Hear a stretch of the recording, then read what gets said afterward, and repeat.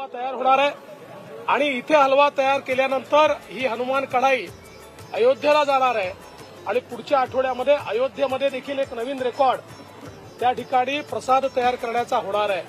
मला असं वाटतं की हा जो उत्साह आहे, रामभक्तांचा हा जो उत्साह आहे, हा अतिशय महत्वाचा आहे।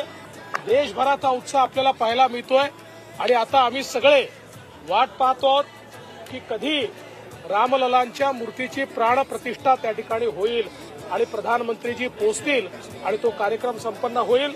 पण आपल्या सगळ्यांना माझं निमंत्रण आहे की दुपारपर्यंत हलवा तयार होणार आहे, मी पण खायला मागवणार आहे आणि तुम्ही पण जरूर प्रसाद खावा। कारसेवक होता तुम्ही, आज तुमच्यासाठी हा किती महत्वाचा दिवस असणार आहे? माझ्याकरता हा अतिशय भावनिक अशा प्रकारचा दिवस आहे, कारण ज्या क्षणाकरता संघर्ष केला, ज्या क्षणाकरता 20व्या वर्षी जेलमध्ये गेलो, ज्या क्षणाकरता गोळ्या आणि लाठ्या काय असतात हे अनुभवलं, ज्या क्षणाकरता खूप संघर्ष केला, असा क्षण याची डेही याची डोळा बघायला मिळणं, मला असं वाटतं हा रामाचा आशीर्वादच आहे।